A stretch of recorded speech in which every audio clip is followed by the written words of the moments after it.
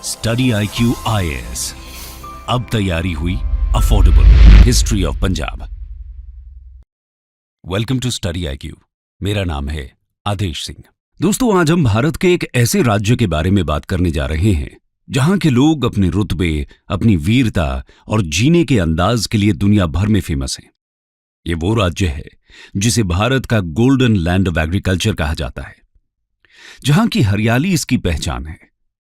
ये एक ऐसा राज्य है जिसका अपना गौरवशाली इतिहास है, जहां के लोग कभी बलिदान देने से पीछे नहीं हटे हैं, जिसे गुरुओं की भूमि कहा जाता है। जी हां दोस्तों, आपने सही समझा, हम बात कर रहे हैं पंजाब राज्य की। पंजाब यानी 5 नदियों की भूमि। पंजाब शब्द का पहली बार इस्तेमाल इब्न बतूता के लेखन में मिलता है। इन्होंने 14वीं शताब्दी में इस क्षेत्र का दौरा किया था। इस शब्द का इस्तेमाल व्यापक रूप से 16वीं शताब्दी के बाद किया गया है। हालांकि पंजाब के संस्कृत समकक्ष का पहला उल्लेख महान महाकाव्य महाभारत में भी मिलता है, जहां इसे पंचनाद के रूप में वर्णित किया गया है, जिसका अर्थ है 5 नदियों का देश। वैदिक काल में पंजाब को सप्त सिंधु या 7 नदियों की भूमि के रूप में जाना जाता था। यह राज्य आज जितना समृद्ध है, उतना ही समृद्ध इसका गौरवशाली इतिहास है। इस क्षेत्र पर शासन करने वाले शासकों में मौर्य, गुप्त, हर्ष, मुगल, सिख और ब्रिटिशर्स शामिल हैं। इन शासकों द्वारा छोड़े गए स्मारक, मकबरे, किले और पूजा स्थल आज भी उनकी गाथा कहते हैं। अंग्रेजों से आजादी के बाद 1966 में वर्तमान पंजाब राज्य का गठन किया गया। दोस्तों, पंजाब के अतीत के रंग उसके आज को और अधिक उज्जवल कर देते हैं। तो चलिए शुरू करते हैं इस ऐतिहासिक सफर को। Ancient history of Punjab. Punjab के प्रारंभिक इतिहास को देखें तो पंजाब विभिन्न संस्कृतियों और विचारों वाले लोगों के प्रवास और बसने का गवाह रहा है। अधिकांश विद्वानों द्वारा यह माना जाता है कि पंजाब में मानव निवास का सबसे पहला निशान सिंधु और झेलम नदियों के बीच सोन घाटी से मिलता है।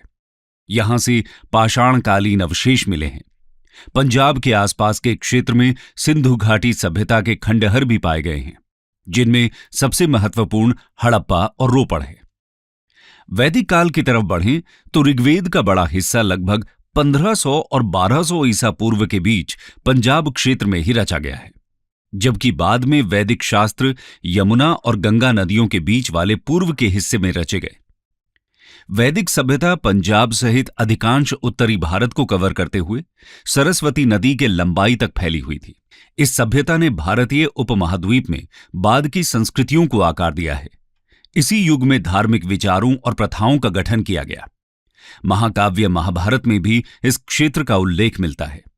उस समय पंजाब को त्रिगर्त के रूप में जाना जाता था, जो कटोच राजाओं द्वारा शासित था। इसके बाद 550 से 330 ईसा पूर्व के समय एकीमेनिड एम्पायर को खत्म करने के बाद सिकंदर ने अपनी नजरें भारत की ओर मोड़ी। सिंधु को पार करने के बाद सिकंदर का स्वागत तक्षशिला के शासक राजा अंभी ने किया। आगे चलकर सिकंदर का पहला विरोध राजा पोरस से हुआ था। इस क्षेत्र के पहले स्थानीय राजा के रूप में राजा पोरस को ही जाना जाता है। उनका राज्य हाइडिस्पस यानी झेलम और असेसिन्स यानी चेनाब नदियों के बीच फैला हुआ था। पोरस ने ही सिकंदर महान के खिलाफ हाइडिस्पस की प्रसिद्ध लड़ाई लड़ी थी। ग्रीक इतिहासकारों के अनुसार इस लड़ाई में सिकंदर की जीत हुई थी, लेकिन सिकंदर पोरस के युद्ध कौशल से इतना प्रभावित हुआ कि उसने पोरस को उसका राज्य वापस कर दिया। इधर 302 ईसा पूर्व के आसपास चाणक्य की मदद से चंद्रगुप्त मौर्य राजा बने और मौर्य साम्राज्य की स्थापना हुई।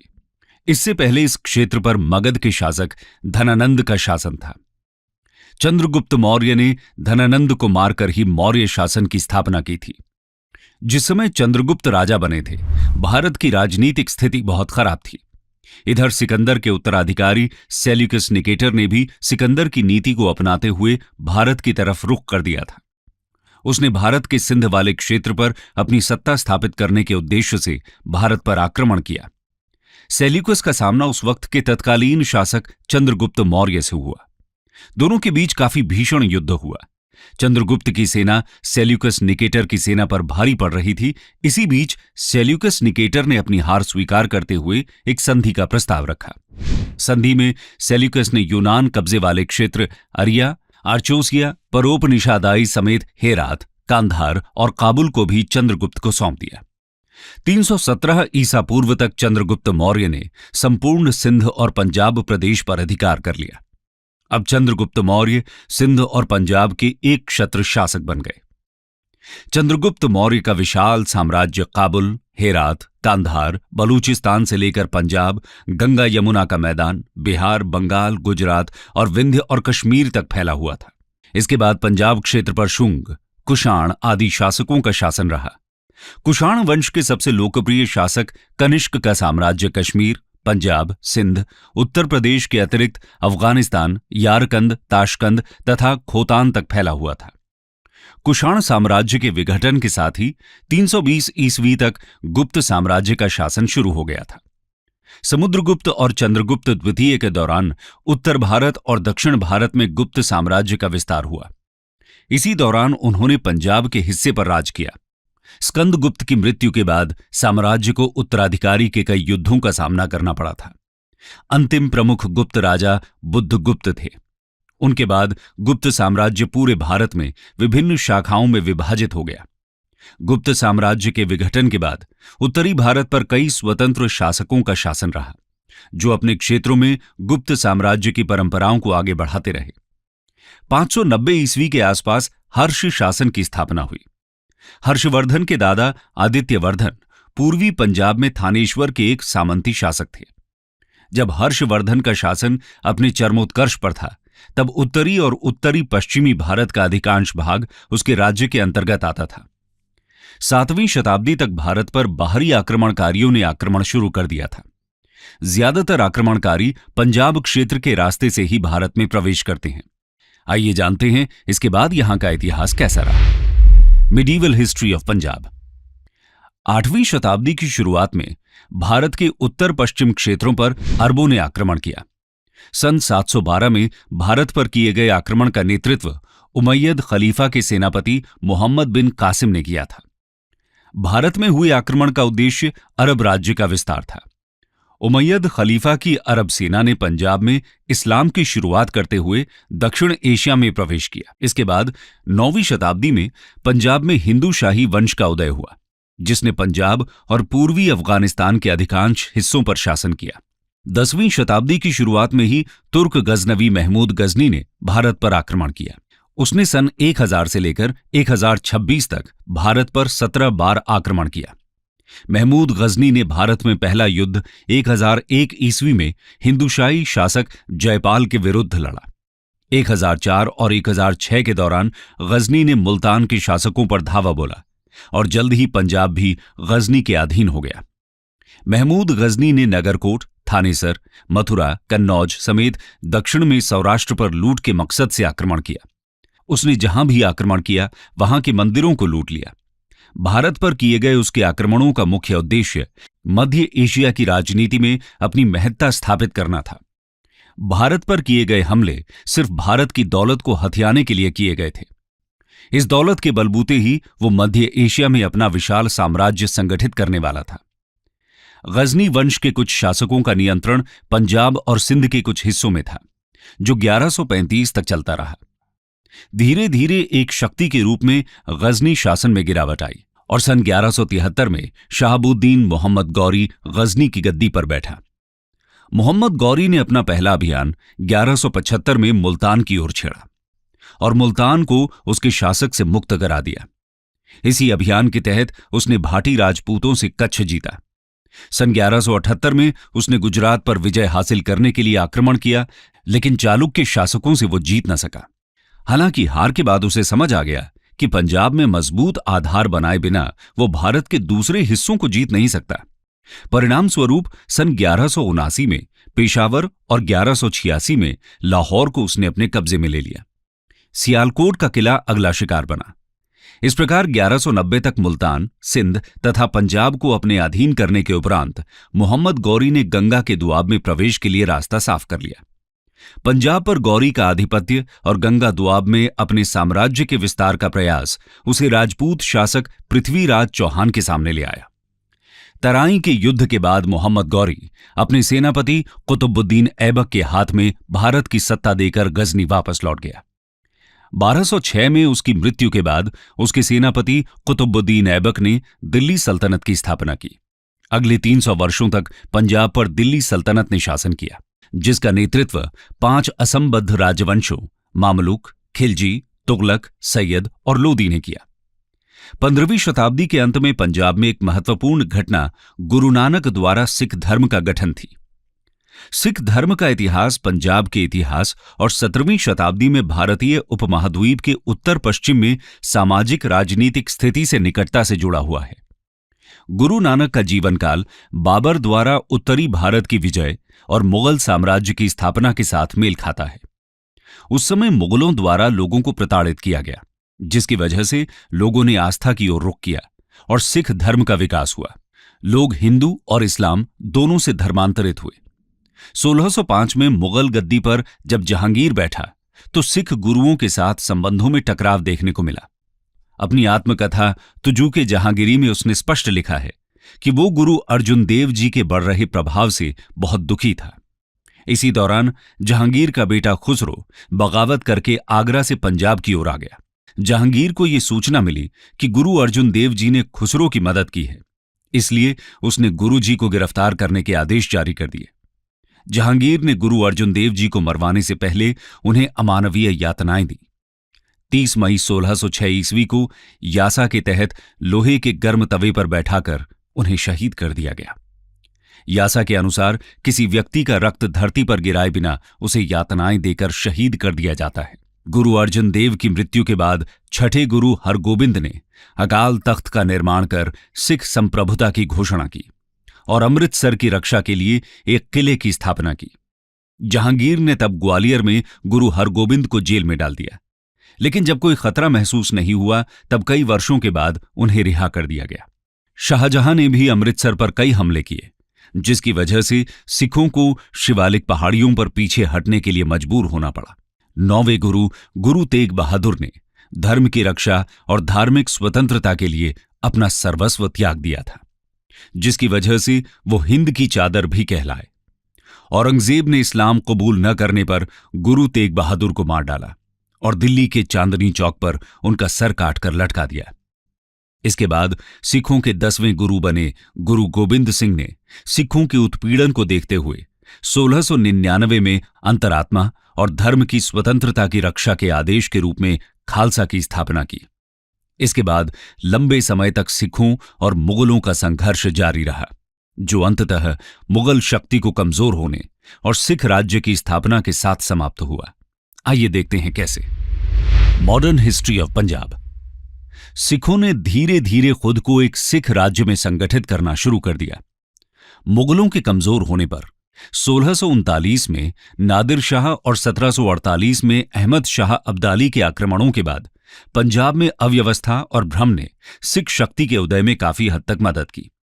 1664 ईस्वी में सिख अमृतसर में एकत्रित हुए और देग, तेग और फतेह की मुद्रा लेख वाली शुद्ध चांदी के पहले सिक्के चलाए। ये पंजाब में सिख संप्रभुता की पहली उद्घोषणा थी। उन्होंने खुद को 12 मिसलों में संगठित किया और पंजाब के क्षेत्रों को नियंत्रित किया। इन मिसलों के नेताओं ने प्रदेशों को आपस में बांट लिया। यहां तक कि अहमद शाह अब्दाली भी मिसलों को नष्ट करने में असमर्थ था और उसके जाने के 2 साल के भीतर सरहिंद और लाहौर में उसके द्वारा नियुक्त राज्यपालों को बाहर कर दिया गया। नाभा, पटियाला और कपूरथला जैसी छोटी रियासतों का उदय हुआ। 18वीं शताब्दी के अंत में महाराजा रणजीत सिंह ने मिसलों को एकजुट किया और एक शक्तिशाली राज्य की स्थापना की। 1798 से 1805 के बीच रणजीत सिंह ने भंगी मिसल के अधिकार से लाहौर और अमृतसर को अपने कब्जे में कर लिया और लाहौर को अपनी राजधानी बनाया। 1808 में रणजीत सिंह ने सतलज नदी पार कर फरीदकोट, मलेरकोटला और अंबाला पर कब्जा कर लिया।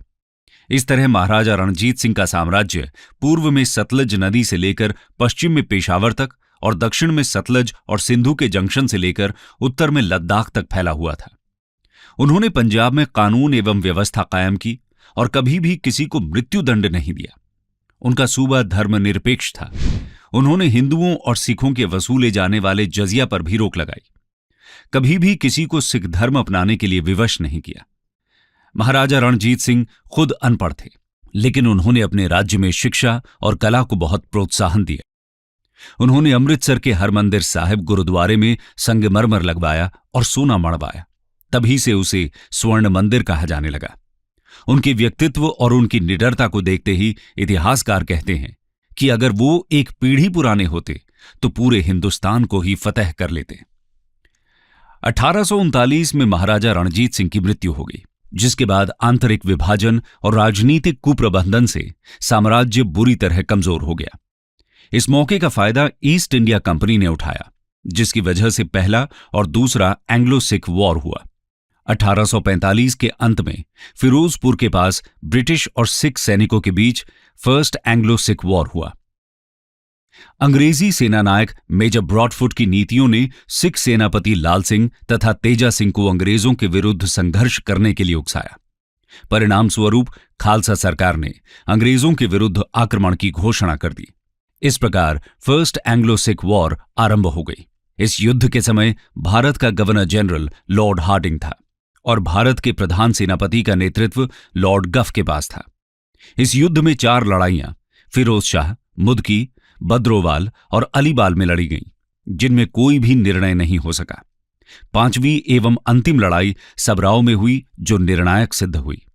इस लड़ाई में अंग्रेजी सेना ने सिखों को पराजित कर दिया और 20 फरवरी 1846 को लाहौर पर अधिकार कर लिया। इस युद्ध के पश्चात 9 मार्च 1846 ईस्वी को अंग्रेजों और सिखों के बीच लाहौर की संधि हुई।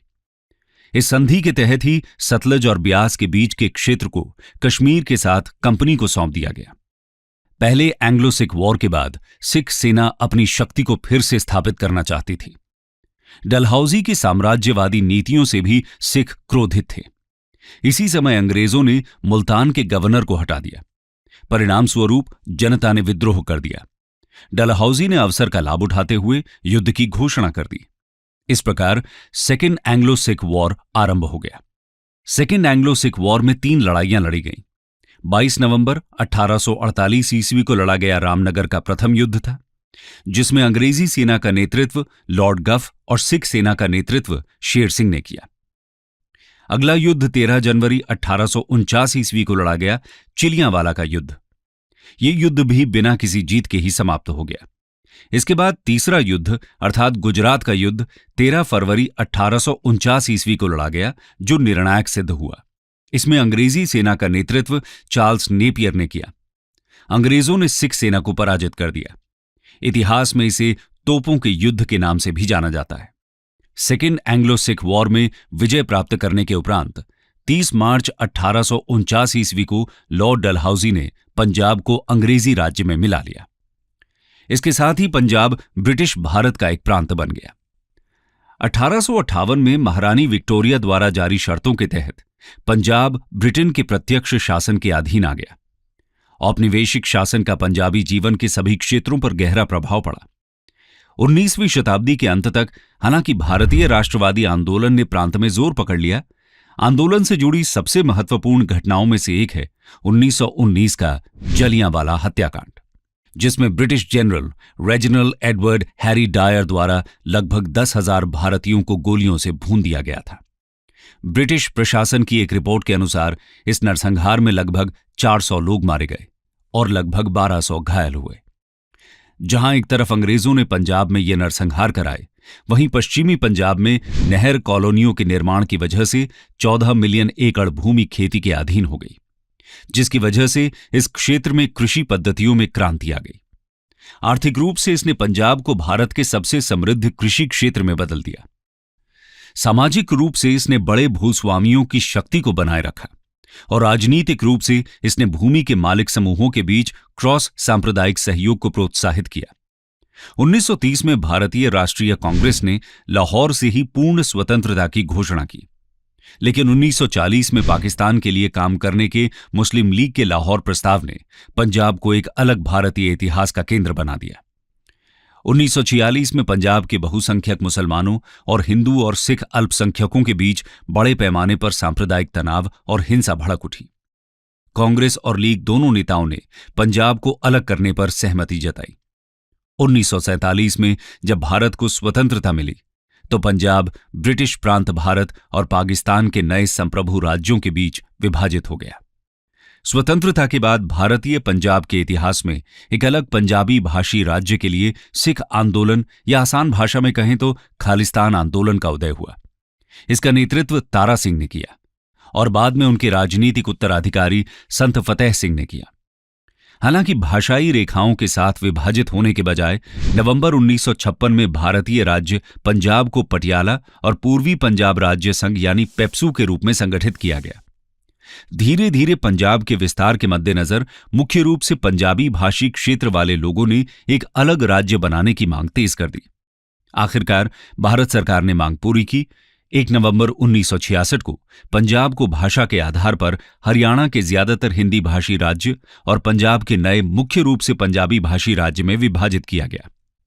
इस बीच सबसे उत्तरी जिलों को हिमाचल प्रदेश में स्थानांतरित कर दिया गया और चंडीगढ़ का नवनिर्मित शहर और इसके आसपास का क्षेत्र एक अलग केंद्र शासित प्रदेश बन गया। हालांकि किसी भी राज्य का हिस्सा नहीं होने पर चंडीगढ़ शहर को हरियाणा और पंजाब दोनों के संयुक्त प्रशासनिक मुख्यालय या राजधानी के रूप में बनाए रखा गया।